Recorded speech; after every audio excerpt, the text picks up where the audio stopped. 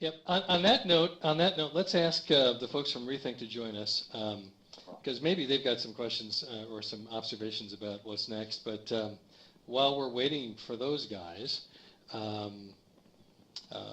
Jeff and Charlie, as we serve up the introduction to Rethink, do you have any questions that you want to ask the Rethink guys, or things that you'd like them to focus on particularly?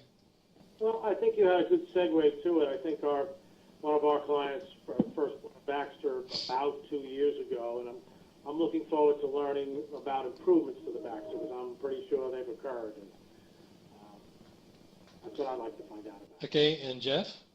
I think my biggest question is, one of the things we run into with the traditional industrial robots is if something changes in a cell, it takes an operator or a trained engineer to go in and reteach a point just for a minor shift. How is that handled now with the collaborative robot, and is it a loss of time when you have to retrain that, or is there an easy solution? Do you want to? Those are questions to serve up. Why don't you cover those during your presentation? But let's remember them. And just in terms of equal time for everybody, Eric and Michael, do you have any observations about the trajectory of development and how it all happened so quickly? And you guys, you're the newest player, right? I mean, you just came on the scene from a dead start. You founded your company when?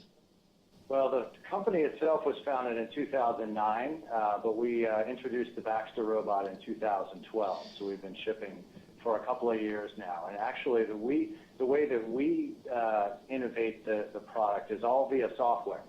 So as you mentioned, the product has really come a long way in the last 2 years, and that has all been driven by software advancements.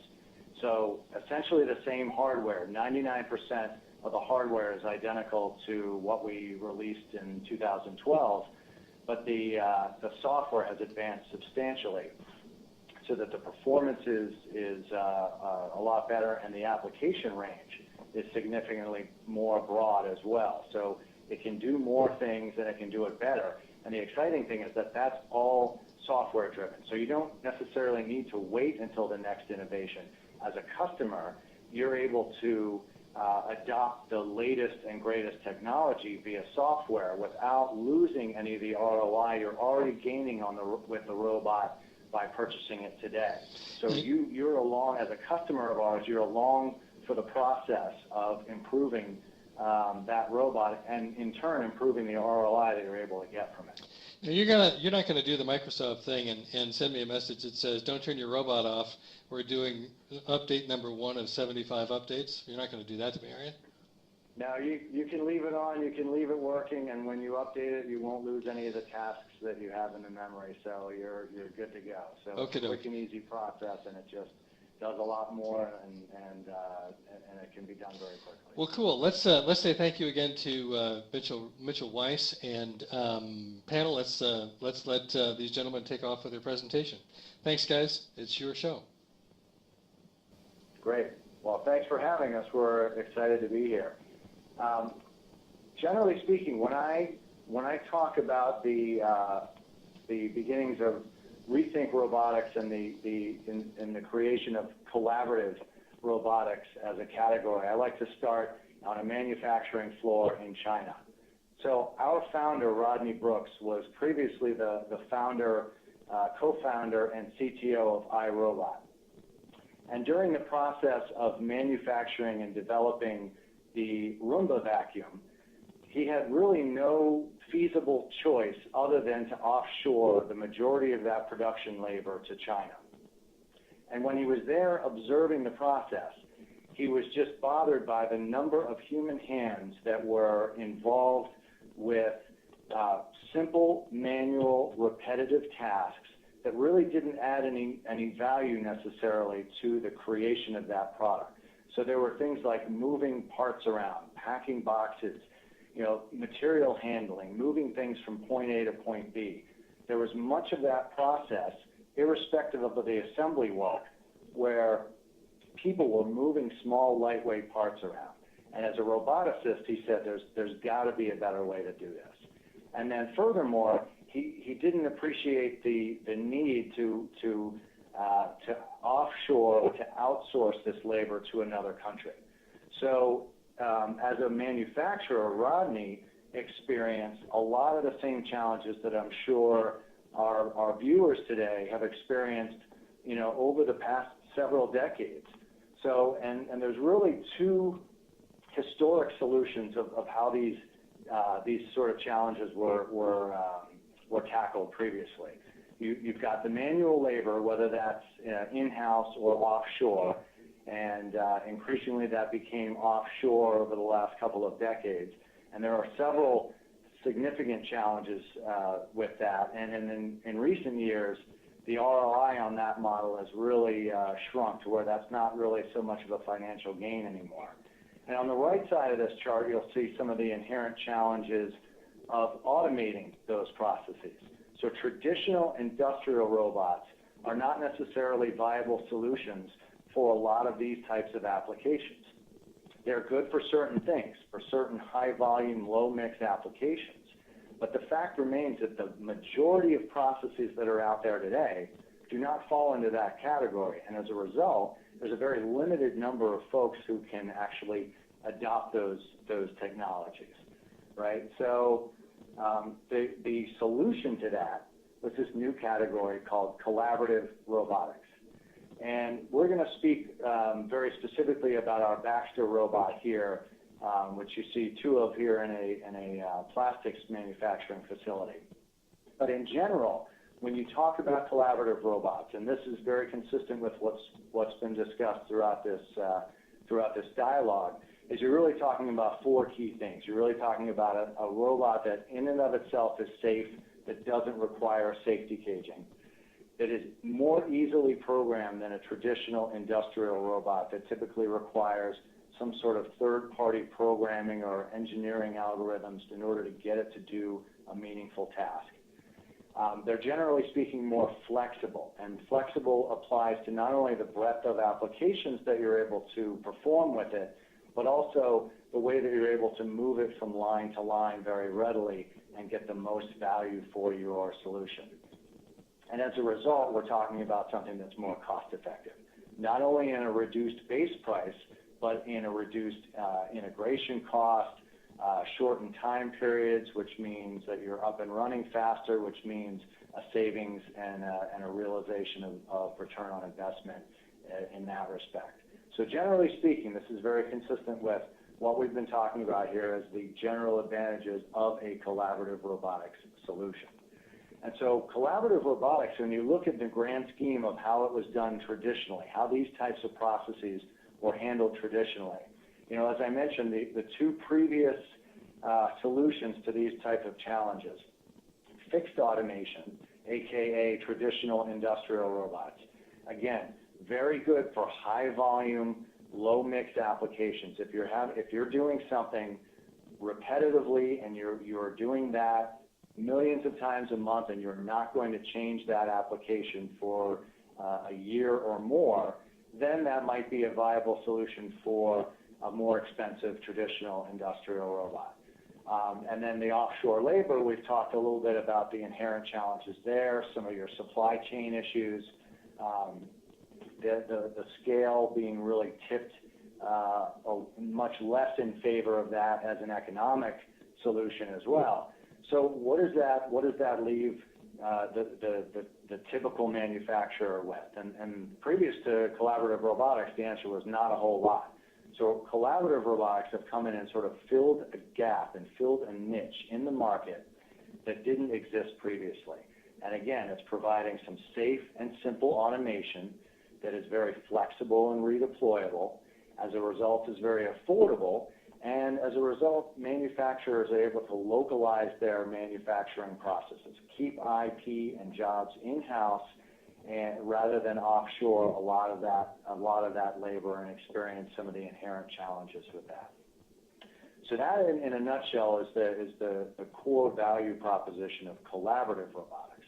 Now, I want to turn it over to my colleague Mike Fair, who works in application sales. So Mike is really a big part of Mike's job is to go into customer sites and to see what applications they have and identify really good fits for this type of technology, and then to help them get that up and running to its maximum potential so the customers are able to really experience the full value of these type of technologies. So I'll turn it over to Mike, who will talk a little bit more specifically about our Baxter robot solution. Thanks a lot, Eric. And Baxter is Rethink Robotics' first offering in terms of collaborative robots. And Baxter is an interactive robot with 2 arms, and it's inherently safe. And the key technology that allows this robot to be safe and to be flexible and to work around people is a compliant arm. And this arm shown here in the slide, the technology that enables the arm to be flexible and to work around people is called a series elastic actuator. It's a proprietary technology that we have that basically makes the arm like a giant spring, or very flexible like a human's arm. And we've got force sensing on this arm. Although the robot may not be precise from a point in space, point to point in a traditional sense, this compliant arm leverages force sensing capabilities as well as the springiness in the arm to achieve higher precision type tasks. It's really unique and a really interesting technology that we've learned to leverage in industrial environments. So the key thing here is that Baxter is not programmed, actually. There is no keyboard interface or no teach pendant, actually. The primary interface of the robot is actually the arm of the robot. And the best way that I can describe on how you would teach the robot to do a job is much like you would teach a young child how to swing a baseball bat or a hockey stick for the first time. You guide their arms through the motions. It's very easy to do. And essentially, you just go in and hit run, and the robot will repeat the task that you just taught it. And all those tasks are stored easily in a library or a gallery of tasks that you can easily call up and do another job. You can roll Baxter away out of the work cell, bring it back into the workspace, and be up and running again in no time. And the key thing here is that people are interacting with the robot and working side by side with the robot. And what we're trying to do at Rethink Robotics is to create an integrated workforce that's the people and the robots working side by side. So now we're going to show you a video which shows the versatility in applications and how redeployable the robot is. So the video you're going to see here is a bunch of videos that Rethink Robotics customers have sent in from their facilities showing how their line workers have deployed the robot. And in many situations, you'll see that there is people working in the work cell, there is people training the robot how to do these tasks, and then taking the robot away and bring it back into do this job or another job. This is a manufacturer of the gears that actually are in Baxter. So you've got Baxter helping in his own supply chain here, which is a really interesting concept. And this was easily set up in minutes to be able to have Baxter do this type of task.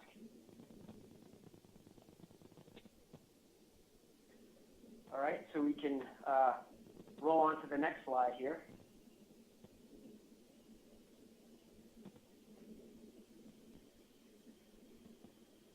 Okay, we can complete the video demonstration and move right into the next slide.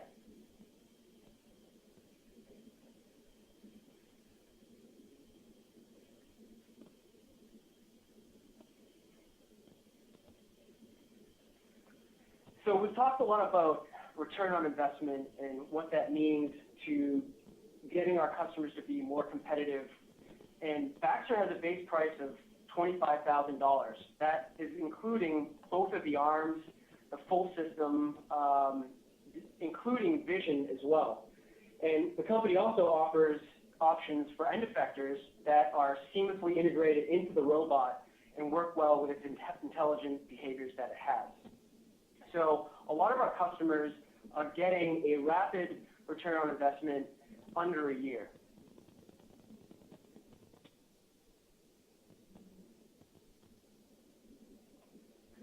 So now we're going to demonstrate a video of Baxter as an expandable platform. And Eric touched on it a little bit earlier, but Baxter isn't only a hardware solution, it's a robot with motors and arms. It is a software platform that we really focus on the interaction between the people that are teaching a robot and the people that are on the line. And the software has improved immensely in just a matter of a year, where you can see in this video, Baxter on the right is much faster and much more precise. We really focus on the usability of the robot, and Rethink Robotics continuously is innovating the software to make it easier to not train but to deploy in the factories.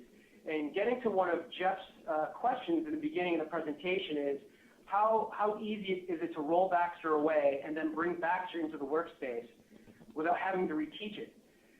Rethink Robotics recently announced a week and a half ago the next version of software that will be available to all of our customers at the end of this month, Intera 3.1, which is featuring a new robot positioning system leveraging landmarks.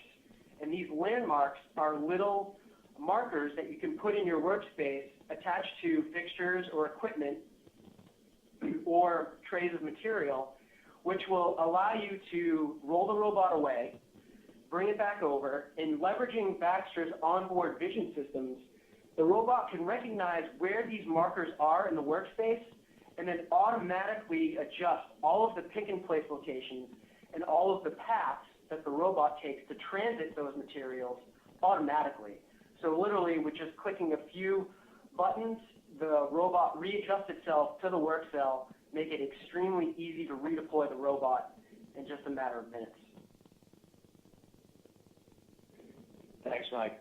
Great overview. And that I can't emphasize enough how important that is. And that, again, is another example of how we're continuing to deliver innovation via software. So, we continue to add capabilities into the robot, all via software, and our existing customers continue to get the benefit of that on an ongoing basis. So it's a really exciting way that we're able to work with our customers to help deliver the types of innovation that they're looking for and the types of capabilities that they're looking for from their automation. So if we talk again about what the implications are, I think they're pretty obvious from a technology perspective, but we're really talking about being able to localize your manufacturing again. You're able to ramp up production and save your skilled labor to be exactly that, to be skilled labor. So using people's dexterity and their brains in ways that they aren't always doing today because they're charged with doing a lot of the repetitive, simple tasks today, we're able to help free them up. And so the same people who are charged with packing boxes or tending machines or loading lines are the same people that can train this robot to do that for them so that they can focus on other value-added tasks within the plant. So that helps as a manufacturer, that helps to standardize your labor requirements, right? So if you've got seasonal variability in your production or there's a very significant labor shortage here in this country where there's difficulty to get skilled labor to fill some of these positions. So a collaborative robotic technology like Baxter can help mitigate some of that risk and help manufacturers to sort of keep their labor requirements more on an even keel. And really that's helping to bring automation to plants of all sizes. So there's a significant footprint of customers that are the large users of large, traditional robotics. Plenty of them have implemented Baxter, but a lot of the small to medium enterprises have implemented it as well. And in many cases, Baxter is their very first piece of automation. So they may have a conveyor and nothing else. And so Baxter is able to roll right up to that line and work with those existing line operators to really help accomplish a task in a more effective and a way that increases their ROI. So it really opens the door for small to medium-sized enterprises to be able to adopt next-generation automation technology in a way that they, frankly, have never been able to before. So it's a really exciting time, and we're really just on the beginning stages of this. So what I would encourage the viewers to do is walk through your own facility, okay? If you have anything where you see parts that are being moved, small, lightweight parts, 5 pounds or less, that are being moved around on a repetitive basis, where people are in close proximity, chances are that's a pretty good application for Baxter. So if you have things like packaging, parts transfer, material handling, changing the orientation of parts as they come down a line, machine tending, things that take a several minute cycle in many cases for somebody to stand there and wait for a machine to cycle before they pull parts out of, or kitting and order fulfillment. Basically anything that is a lower volume but higher mix application for those lightweight parts are going to be viable, or at least potentially viable, solutions for Baxter. So take a walk through your facility, see if there's anything of interest, and I would encourage you to reach out and take a look at some of our videos on our website. We've got dozens and dozens of videos, not only on our YouTube channel, but on our website, of real customers implementing Baxter in real applications and getting real value as a result.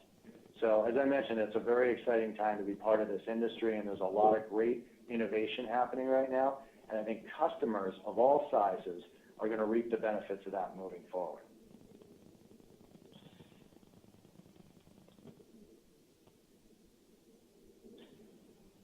So that's it? You're done now? I'm sorry? Are you done? That's it? That's it. That was a great presentation. Thanks, gentlemen. We have a question from the audience, and it is about set endpoints and set points, and are they fixed and precise, or can Baxter sense a variation of position and go get the thing wherever it is? Yeah, that's a good question. And Baxter has the ability to do both. You can use Baxter position-based, but the key thing about Baxter's arm and what makes it different is that it has a compliant arm. And the compliant arm allows you to be force and position-based. So Baxter can go to a location where you train the robot to pick up a part, for example, and it can accommodate, because of the springiness of the arm, for slight variations in the environment, and also for the place locations as well. So if you were trying to place a peg in a hole, Baxter is different than conventional robotics in the sense that if it's somewhat misaligned, it can accommodate for those differences and wiggle its way into position. Where a traditional robot would go over to that location, would try to stick the peg in a hole, and if it was off in its position, it would crash into the side of the part. Great. Okay. Hey, by the way, we should have Jeff and Charlie join us for some final wrap-ups. And I want to acknowledge for the audience, a whole bunch of you are still here. Thanks for sticking it out to the end. It is the top of the hour. We're going to just do a couple questions, and then we'll wrap up. So nothing else coming, just some interrogation of rethink and a goodbye. So Charlie and Jeff, any questions for these gentlemen? I agree. Excellent presentation. I mean, for the benefit of the people still here, on our website, we have an article on the R&D tax credit aspects of the Baxter. Anybody can just pull it down. You don't need a password or anything. Any final thoughts, Jeff? Or questions, rather? The biggest thing I take away from the presentation was Baxter's more of a robot that's being thought of more as an employee, I guess, than just a robot. And I think that's a big deal in today's market. Yeah, Jeff, exactly. I'm sorry, go ahead, Michael. I was just going to add that a very interesting phenomenon happens when you take Baxter out of the box. One of the first things that happens is people break out their cell phone and they're taking a selfie with Baxter. And that is very interesting to see happening. The line workers are very engaged with Baxter. And because Baxter is a humanoid-type robot with 2 arms and a face with eyes that have expressions and it communicates with you, makes it very approachable. And that's really what breaks down the barriers between traditional robots and Baxter and getting people working next to these robots. So I was actually going to ask that question. You obviously, your design decision was to attach two arms to a human-like torso with a waist that twists, and that makes it look more like a person. And does it also give you more, task adaptability, or would it be just as good to have 3 or 4 independent arms in the same spot? So a big part of that was, we wanted Baxter to be able to work in spaces where humans were working today. And then the second part of that kind of stems back to some of the original conversations we were talking about here about how these types of technologies can be more readily adopted on the shop floor.